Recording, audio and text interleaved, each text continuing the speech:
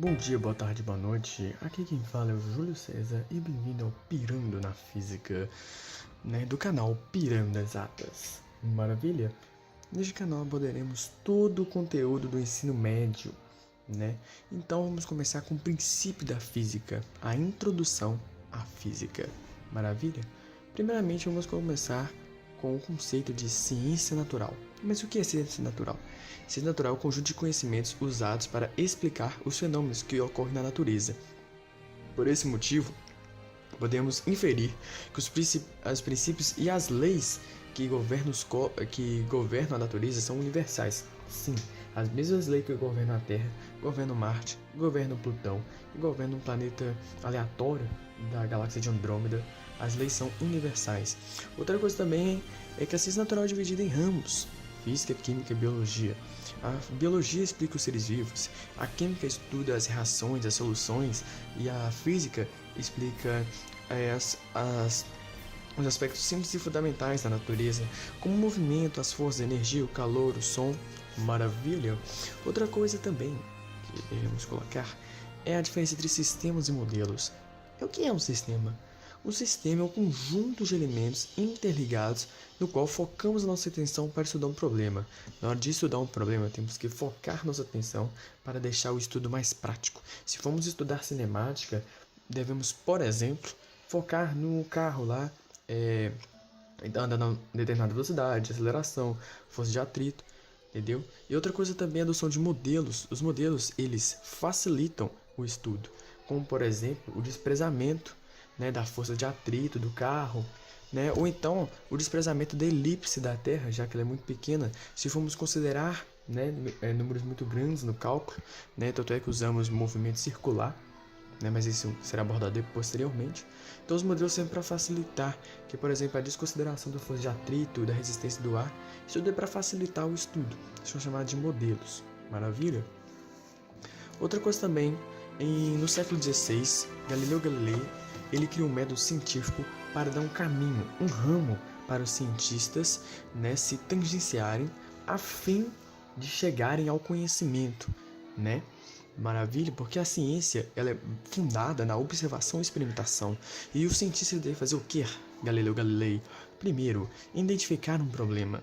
O cientista deve fazer um sistema, ele deve focar no problema a qual quer estudar. Outra coisa também, desprezar o não essencial, ou seja, ele deve adotar modelos para facilitar o estudo, como já disse aqui. Terceira coisa que ele deve fazer, propor uma hipótese. Beleza, mas como assim propor uma hipótese? Uma hipótese é uma explicação racional, provisória para o problema, E explicar a diferença entre mito, hipótese, teoria e lei. O mito é uma explicação não racional, é uma explicação sem base científica, Isso é um mito. Já uma hipótese é uma explicação provisória, uma explicação com base científica. Maravilha, uma explicação bem racional para o problema. Já a teoria é o avanço da hipótese, é a hipótese que passou por diversos experimentos controlados e monitorados e que verificou que aquela hipótese ela é extremamente verídica. Maravilha, ela não é uma verdade científica, Ela é extremamente verídica, ela foi o que provavelmente aconteceu, porque ela passou por diversos experimentos. Tanto é que é chamado de teoria da relatividade, teoria do Big Bang, teoria da evolução. Há diversos acontecimentos, há diversos fundamentos, há diversos experimentos que conduziram para que aquilo seja uma verdade. Não é só uma teoria, é uma teoria. E as leis, elas são coisas mais generalizadas, como por exemplo a lei da gravidade, são coisas que se aplicam a todo lugar, Elas possuem um fundamento de uma verdade científica, Mas lembrando que na ciência uma coisa é que não existe uma verdade para sempre, As coisas vão mudando. Sem uma mudança não é ciência. Maravilha? Quarta coisa que você deve fazer é realizar experimentos, para comprovar sua hipótese. E a quinta coisa é verificar a hipótese a partir dos resultados da experiência. Maravilha? Vou tirar a folha aqui. Outra coisa também é a validade de uma teoria. Vou explicar. Olha aqui, gente. Não existe uma teoria para explicar isso e uma teoria para explicar aquilo. uma teoria ela complementa a outra, como por exemplo, no século XVI, Newton, o grande Newton, né? Ele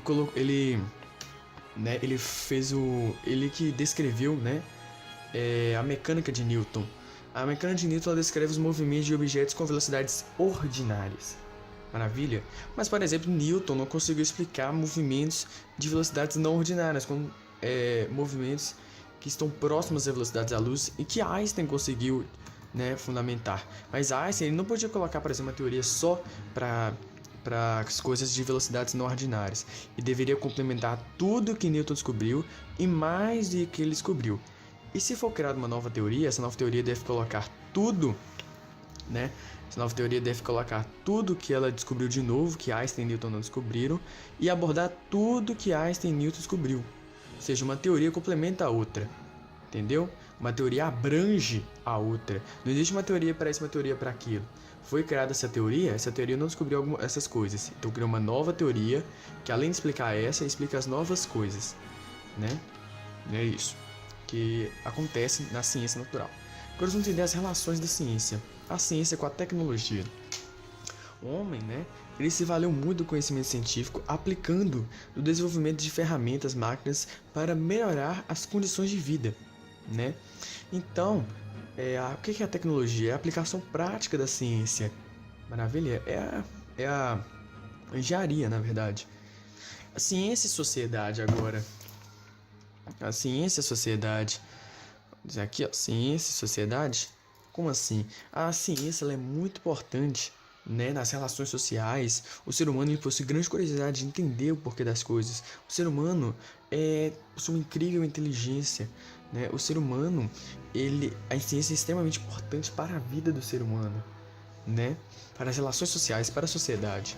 E outra coisa também é a ciência e o meio ambiente, né? O que acontece? A ciência ela vem modificando muito o meio ambiente do planeta Terra. Ela foi utilizada de forma maléfica ao meio ambiente, principalmente no século XX, XIX e XVIII, né, explorando irracionalmente os recursos naturais, a fim de obter o lucro das grandes indústrias. Isso vem acontecendo até hoje, porém o que está acontecendo no século XXI é o uso da ciência para minimizar os efeitos negativos desse desequilíbrio, minimizar os efeitos negativos do que ocorreu no século passado, né? Como por exemplo a adoção de formas, né, de energias renováveis, né, energia solar e tudo, energia eólica. Os ramos agora, uma coisa também que eu queria colocar é que também a ciência e a tecnologia também há algo recíproco entre elas, uma ajuda a outra, né? A ciência ajuda a tecnologia de ciência, por exemplo, com a ciência, com todas as coisas que a ciência descobriu, a engenharia ela conseguiu fazer o acelerador de partículas, o maior acelerador de partículas do mundo, né?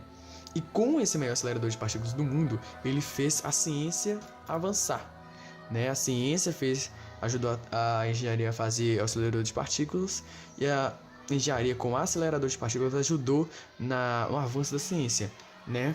O que consequentizou na descoberta em 2012 do bóson de Higgs, né? Que pode até ser abordado aqui no canal. Deixa eu colocar aqui. Outra coisa também, né? Os ramos da física. A física ela é dividida em ramos para facilitar seu estudo, né? Temos a mecânica, a eletromagnetismo, a termodinâmica, a eletricidade, a óptica, a física quântica, a ondulatória e a relatividade. A mecânica ela aborda os fenômenos ligados aos movimentos e ao desequilíbrio dos corpos. O eletromagnetismo, né, ele estuda os fenômenos magnéticos e eletromagnéticos. A termodinâmica estuda os fenômenos térmicos, né, ligados a calor. A eletricidade estuda os fenômenos elétricos, assim, né, obviamente, como por exemplo os relâmpagos durante uma tempestade, uma corrente elétrica que alimenta os aparelhos eletrodomésticos.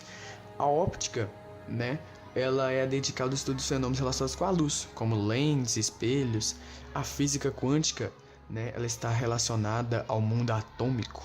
A ondulatória, ela está relacionada aos fenômenos ondulatórios, como vibrações, ondas, sons.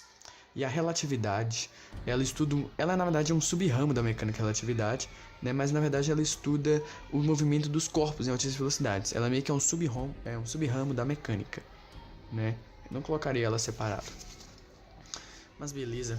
Lembrando aqui, pessoal, esse aqui foi apenas uma introdução à física. Deixa o like, se inscreve no canal e fique ligado aos próximos vídeos. Meu nome é Júlio César, esse aqui é o Pirando na Física do canal Pirando Exatas. Bom dia, boa tarde e boa noite.